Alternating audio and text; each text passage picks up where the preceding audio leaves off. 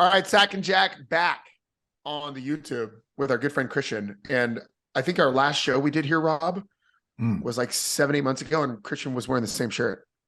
It's a limited. Has it been that long? Well, yeah, when did we the whole basketball, like everything that was not basketball regular season off? I don't even know if we did March Madness. Did we not do a tournament? Like we might have done one, we might have done. No, I don't think we did anything afterwards. I think we only did during the tournament.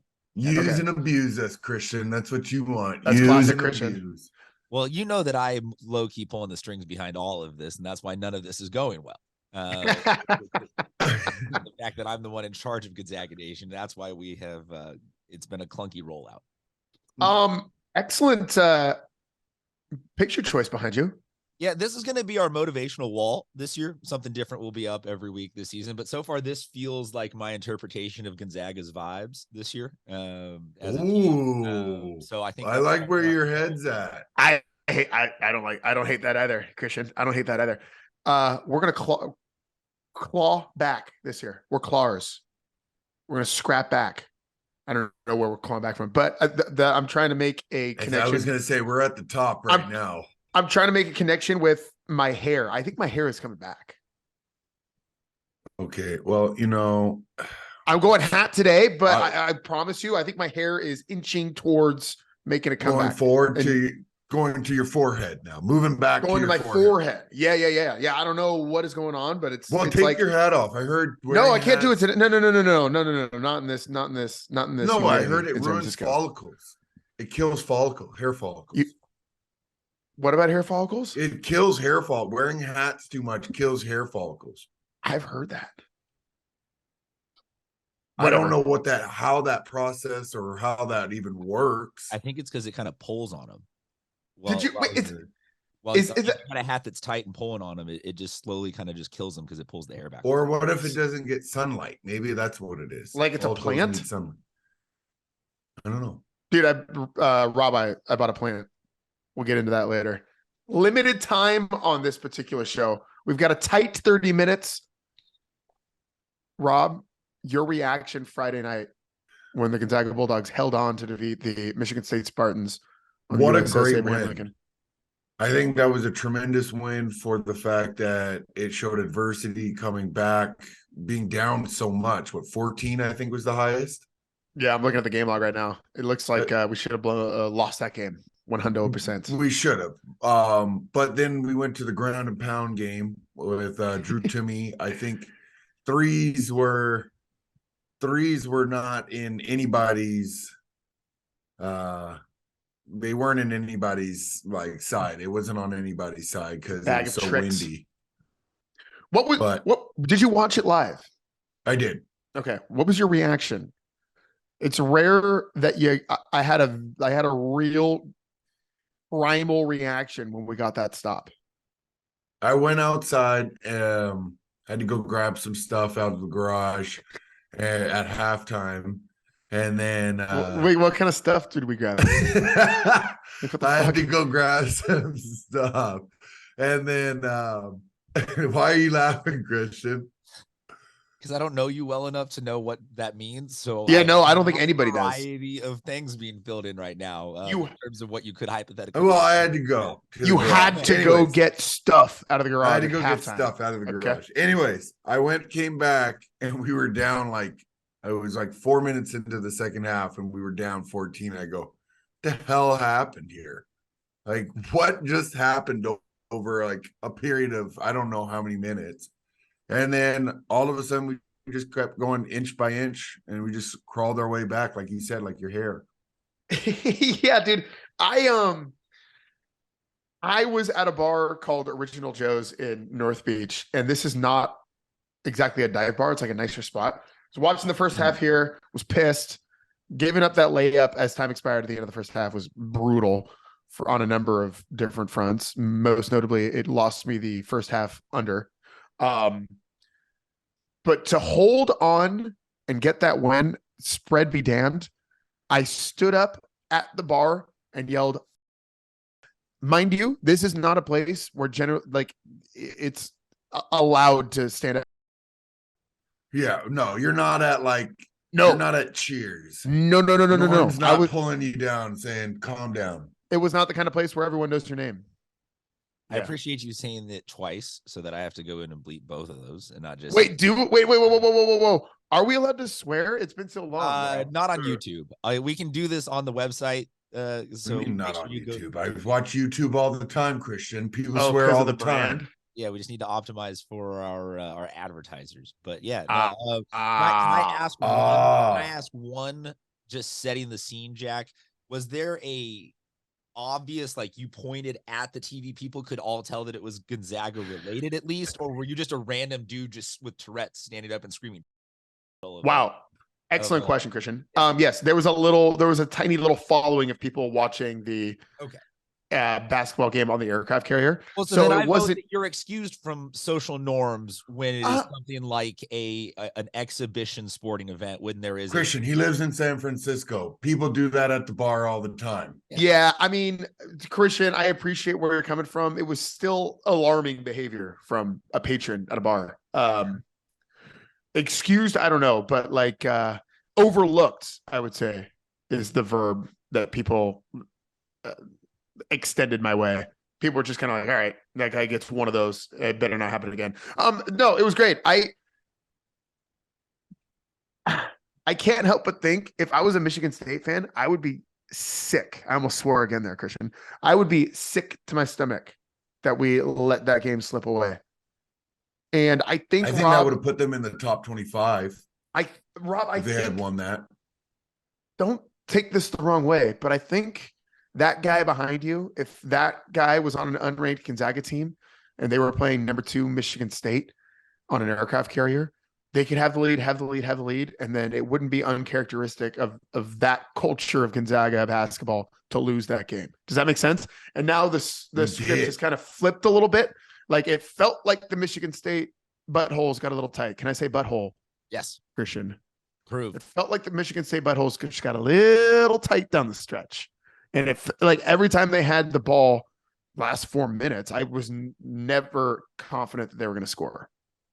No. Yeah. So I don't know. I don't know what to take from the game outside of it's a win. It's a 1-point win. It doesn't matter if we covered. We got a trophy. That's going back to Spokane. That's cool. But yeah, can I be the bearer of bad news and say there is nothing else to take away from it, because an aircraft carrier game really truly is a nonsensical concept for basketball. It's a wet and windy surface. Was it wet? Well, there's just general coastal like you're literally floating in the ocean. The deck gets some degree. I thought you were talking about jump shots. Christian, wait a minute. Christian. Yeah. Whoa. Are you down with America, my man? Down with America. Do you like the armed forces? I love the armed forces. Really? Because you're kind of, I don't know, your tone. All I'm saying is that as a San Diego State and Syracuse and all the other schools that I have seen come in here and play these cool one-off games, they have all universally said afterwards they never want to do it again. Because it's cool and it's dope and it looks awesome and it's a wonderful experience, but that it's not an actual great basketball playing experience. Well, wait a minute, Christian. So, is that just because they never get invited back to play again? And they want to like own the narrative, like, well, we wouldn't even go back if we were invited. You know what I mean? Yeah, sure. I have no idea. I was more just saying that this is kind of a knuckleball of a game, and you just never know what to make of any sort of stretches in terms of like you don't play any other outdoors games that you have to worry about any of that kind of stuff. So yeah, it's a huge win. And you're trying to say you try to know what to make of it. I'm saying it's hard to make anything of it because it's a bit of a uniform compared to the rest of the season. Yeah, no, I agree. It was a one-off situation. I would prefer not to have been down by 12 points with 17 minutes to go in the game. I don't know what that was about. Rotation things are still very much up in the air. What did we shoot from the 3? Let me pull up the statistical numbers here, my man. 22%, 4 of 18. They were 18%, 3 of 16. Yeah. Timmy, 22 points, huge down the stretch. Julian had a very quiet 13 and 9 rebounds. I've said about a month ago I would Love it, love it, love it. If Julian could crash the boards a little bit more, especially as this team is going to be smaller, and he certainly did that. I didn't know. I don't think he asserted himself as much as I would have hoped. But then you look at the stat line. I mean, the numbers don't lie. 13 and 9 is pretty good. Nolan Hickman quietly had 10 points too. And I feel like struggled early. Nolan struggled early in the frustrated. game. I don't know if it was jitters or what, but then I felt like he really started to settle down at the end and getting that flow. Yeah, I was more frustrated with Nolan than anything, it felt like. But those were the three dudes in double figures. Timmy, Julian, Nolan, 22, 13, 10, respectively. And then the next highest score was Rasheer Bolton. So very much a rock fight on the USS Abraham Lincoln. Yeah, it was a ground and pound game. It was a ground and pound game. I think that's honestly what made us, at the end of the day, win the game. We went into our horse that we had to go post up every night, and we just fed him the ball. I don't think they had a guy in the post that could do anything on inside. So I think that was our Achilles. That was really what put us over over this top. I can't talk right now. Jesus. I know it's 7:30 in the morning. Credit to us for being up. I do, Christian, maybe you can humble me and say otherwise, but I do think that down the stretch, the name on the front of our jerseys had something to do with us coming back. I think Michigan State was not surprised, but excited to have the lead and control of that game for a long stretch. And as Rob was alluding to, Gonzaga just kind of played with themselves. That grounded and pounded away, and before you knew it, it was Gonzaga's game. Go ahead. Yeah, not here to humble you at all. My I think analysis of the game was just more don't over or under analyze how a certain type of shooter was doing or the actual footage of the game in terms of the psychological, emotional, momentum, like whatever all the other intangible types. Yeah, Gonzaga absolutely clutched up, cultured up, whatever the verb to up you want to say, on that game in the appropriate, commensurate way that you would expect them to be able to kick into that next gear. So no, absolute credit to them, and there's no humbling. I was just more saying, don't look at it in terms of trend, in terms of lopping it in with the trend of how are we doing over the last 3 No, we can't look at these stats and go, yeah. No, that was my equalizer that I was just trying to say, don't take too much away from in terms of the culture and the class and the style of the win. Hell yeah, absolutely. I like momentable. Momentable was a word you dropped on us there. Yeah. One thing you can draw conclusions from when you look at the score, Christian and Rob, was the Texas Longhorns last weekend. Did you see that score? No. They beat the Houston Baptist Huskies, who legit just ripped off UW's logo.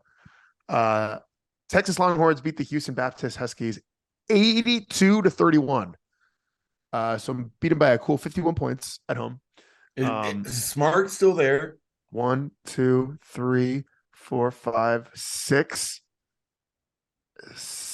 No, he's not. I count 6 dudes who scored in double digits for the Texas Longhorns. Obviously, the Gonzaga Bulldogs, a little bit of a different program than the Houston, with all due respect to the Houston Baptist Huskies, both dogs. Wait, okay, you've got me also. These are identical mascots. Dude, isn't that crazy? It's just it's almost like the blue and the purple is almost not even like a different color. It's almost just somebody ran out of printer ink and came up with the HBU mascot. It's if you're gonna steal a mascot, I need a little bit. I gotta just have it like goofy eyes or something. I gotta change it up and check to see which school started first, though, to make sure I'm not inaccurately disparaging. Allow me to get on that first before we cast judgment.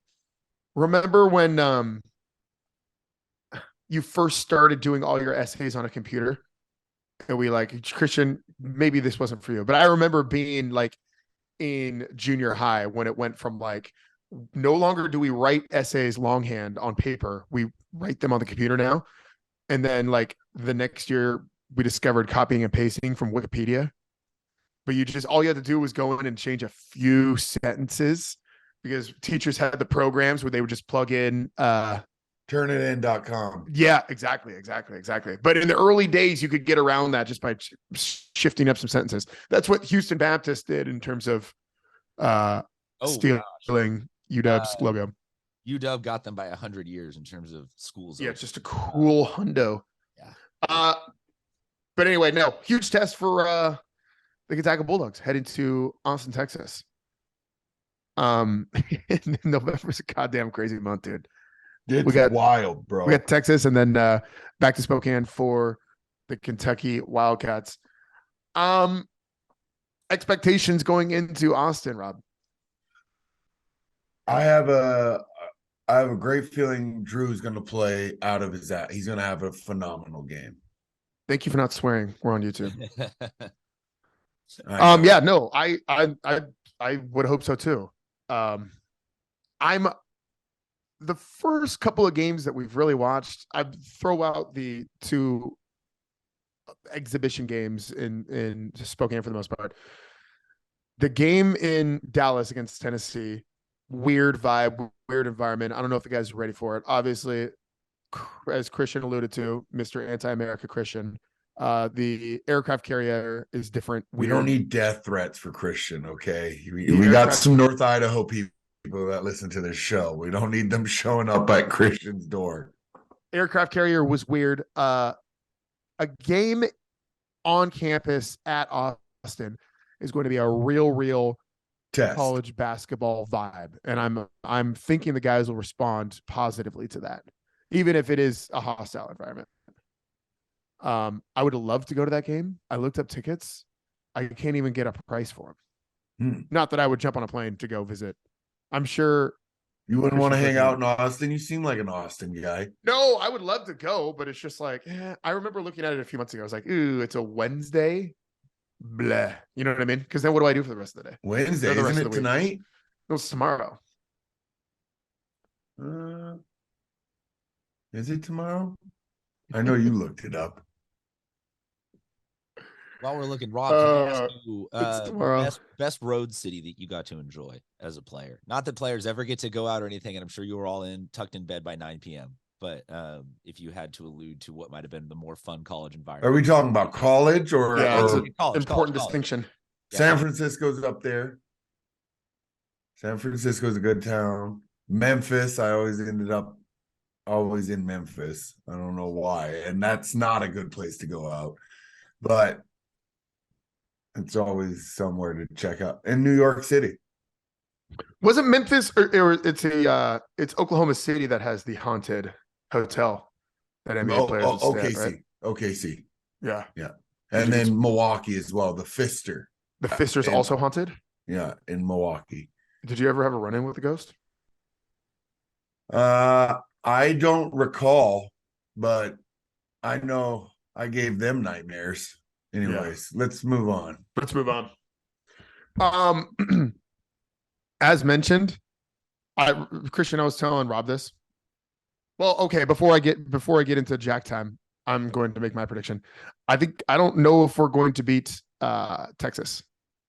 Right there. You just started. That's how you start this conversation. I don't know if we're going to do it, but I think we lose in Austin. I think we win at home against Kentucky. How do you like Kentucky that? This weekend, isn't it? Sunday. Wrap your mind around that. The arena. Yeah. So I think they lose a close battle. I don't want to say another wake-up call because I feel like they've had a lot of wake-up calls this early in the season. But it's a tall task to go into Austin and beat a team that we beat by 100 a year ago. Right. You know what I mean? There's going to be guys that are thirsty for revenge in Austin tomorrow night. It'll be a good game. I'm excited to see how this plays out. I think it's a great test.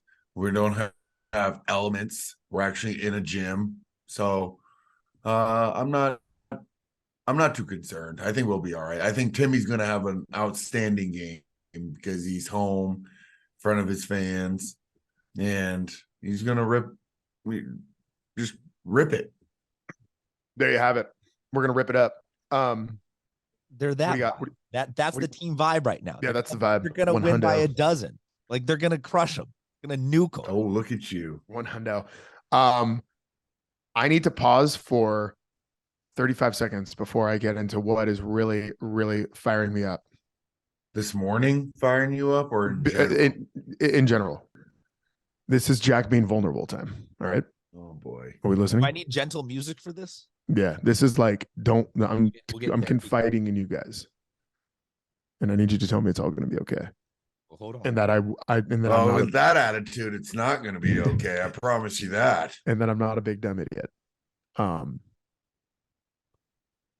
What was it? Remember, like, maybe it was like this time a year ago. No. It was like a year and a half ago. It was like early summer 2021 when Bitcoin dipped down from like 70 grand to like 40 grand. And you jumped on it. And I jumped on it and I felt so good about it. And I was like, oh, hell yeah, I'm in the game. I thought I missed the boat. Very much in the boat. I got it at 40 grand. Come on. You're saying kidding that boat's me? a submarine now? Oh boy. It is not an aircraft carrier, Christian. Is it dropped bad? Well, yes, it has. And I guess on paper, I've lost a good amount of money, but you only lose it when you take it out, right? Am I right? Oh, it ain't coming back, Jack. Tell me I'm right. As long as you didn't have it in FTX. There you go. That's the second point I was about to make, Christian. You had it in FTX? My whole portfolio was FTX. Is FTX. What? Yeah. I've been reading about it for a day and a half. Still don't understand. Wait, what? Still don't understand what the hell's going on. Oh, dude. Guy was playing SBF done greased you up. Called laundering money. FTX was playing roulette with my hard-earned cash.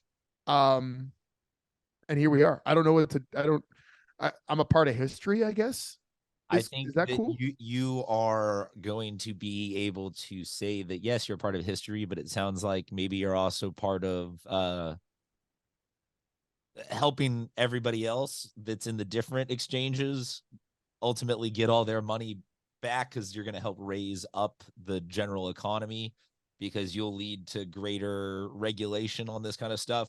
And so I'm a hero. Yeah. Yes. I'm a hero. You are a sacrifice on the altar of humanity to help the digital era be ushered in. You're crazy. That's what you are. Investing in some shit that doesn't even. All right, Rob. Okay. You're crazy, dude. You're insane. There's no monetary value. Rob, is there not a single thing in your portfolio that you even dabbled in that you kind of didn't fully understand? No. Yeah, right. There's no way. All right. You probably are surrounded by very smart people who say, I was going to say, then you're a more reasonable investor in a. I need actual like things. I need to see things. Do you have gold buried in the backyard? I know people who do. He invests in horses. That is true. That's a real thing, though. And he claims to fully understand it. Here's the thing. First of all, I asked if I could be vulnerable, and you guys said yes. And now Rob's tearing me down. No. I'm that guy that was like, "What are you doing? Don't do it again." That's true. Yeah, Rob is the realism that you need sometimes when you're vulnerable. You're slapping me on the hand, Rob. Okay, so here's the thing. I've lost about 80% of what I put into. Oh my! Does it actively say zero on your FTX, or no? It does not say zero. You have your number. It just says you can't take it out. Correct. Well, then just dive. As far as just hold on. That's 100%. No, Christian, 100%. At this point, yes. Like I said, I only lost the money when I pull it out. Right. Yeah. Tell me I'm right, Rob. Tell me I'm right. Well, yeah. So if I keep it in, and we ride this wave, I mean, there's a better than 0% chance it all comes back, is where I'm at right now in terms of the grieving process. Or you need to just be able to creatively on your taxes use it as a huge loss and a write-off. Oh, there you go, Christian. We're 6 weeks away. And just be like tax time. Damn, that's a good idea. Maybe I should pull it out. No. No, I'm saying more, probably not all of it, but you could pull out an appropriate amount and take a whatever X amount of loss you need to take an L. Take an L. Yeah. Damn. All right.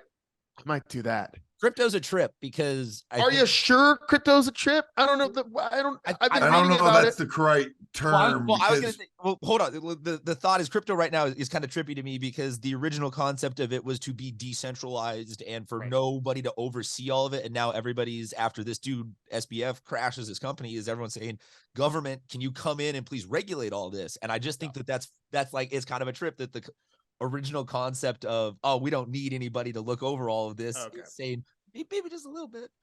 All right. Are you a crypto guy, Christian? I have some money in crypto, but I have no. Were you sad? Were you sad 2 years ago when it was up to like 70 grand that you didn't? Oh, no. I've gotten in like the last 6 weeks as stuff has. You're buying dips. Yeah. As stuff is being listed as like, oh, this could be the end of crypto. I'm like, all right, man, I'll throw a couple $100 on a runaway train in case it returns. But no, I'm buying stuff that is on the fraction of the fraction of the fraction of a penny, and if it goes back to $1, I'm a billionaire type thing. You're talking about like Dogecoin shit? Sorry, not allowed to swear necessarily, but I'm talking about stuff that it would be the equivalent of buying $500 worth of lottery tickets. I've watched. That's about what crypto amounts to me. Is I might as well just play. You guys are insane. I don't think I'm a stupid person. I may not be the smartest guy in the room. I've watched 10,000 YouTube videos. I've read 1 million articles trying to understand crypto. Still don't understand. I mean, I guess I understand what happened with FTX in terms of the guy that just grabbed the cash and was playing fast and loose with it. And now said cash is not in those accounts. But listen, end of the day, my app says I have X amount of money in there. And so that's good. You also have a more traditional sense of investment. Do you have stocks, bonds, anything like that? Or sure, but that's neither here nor there. We're focused on my sad crypto story right now. So that's what I'm saying is if you have other stuff, then you especially can take I think a little bit of an exhale, to hold your dime in hands, and you can be okay in the end with this crypto. You will survive this. See how he's supportive, Rob? I can't wreck it. I don't know. I just think crypto's maybe you should buy the dip. You should do what Christian's doing, dude. It's down was it like 14 grand? I'm not doing anything that. First of all, here's my question. I know Bitcoin was starting to be able, you could buy certain things with, but what can you buy with any of this crypto? Anything. I mean, yeah, that's what I think. There's nothing you can buy with it. Like I look at Odell Beckham. You can see his deal. You can buy drugs online pretty easily with it. That's cool. I guess that's where we're at with that. Rob, the metaverse that Zuckerberg was trying to start has largely failed, and that was supposed to kind of be the first real like implementation of that did fail. I mean, it hasn't. I would say that it doesn't look great. Yeah, I would say that it has failed because it was kind of probably one of those things that needed to be like immediately viral or was just not going to be adopted largely. Do you invest in gold, Rob? Do you invest in silver? I got a little bit of all that. Do you buy anything with your gold or silver? No. I could take gold and put it around my neck. Can I tell you something? You know what? I can't. I got no comeback to that. Can I tell you something investment wise that has kind of been interesting to me lately? Is my grandfather, we've been clearing out his estate and going through the house and everything. And what we thought was a mediocre box full of like kind of generic collectorish quarters turns out to be almost $500,000. No. Yeah. In no way. $500,000 in various coins, U.S. mint coinage. That can afford you a couple new shirts, my man. Yeah. Well, no, there are levels of the family tier. I'm not going to ever see any of that, but just it was cool to go through that and sort of be like, why don't we just get this all like officially appraised, and having people being like, yeah, I haven't seen one of these in 20 years. Haven't seen one of these in 20 years. Do you see this little stamp? That's the extra bit of like silver or whatever. Like, okay, so maybe some of those infomercials aren't wrong about some of that stuff.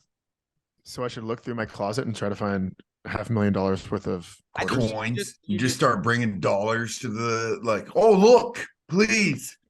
Yeah. To 1989 quarter, please. Yeah, hardcore pawn stars. What else in life, Jack? Tell No, us. that's it. That's it. That's it. That's it. That's it. We try to. These are just little snacks. These are weekly snacks. We're gonna do these every Tuesday morning. Thank you for listening. If FTX lets you down entirely, will you sign up for a different app or something like? Will you go over to Binance? I don't know. I'm pretty hurt. I'm pretty hurt. You Honestly, should be hurt. I'm emotionally. I would. It's not the fiscal thing. It's the emotional. I just feel betrayed and I feel very sad.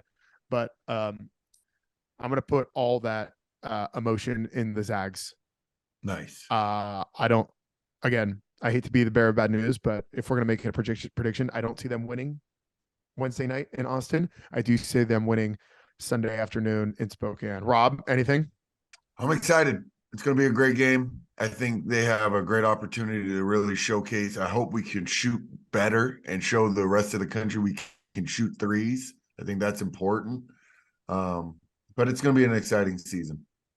He's Rob Sacre. I'm Jack Ferris. Thank you to Christian.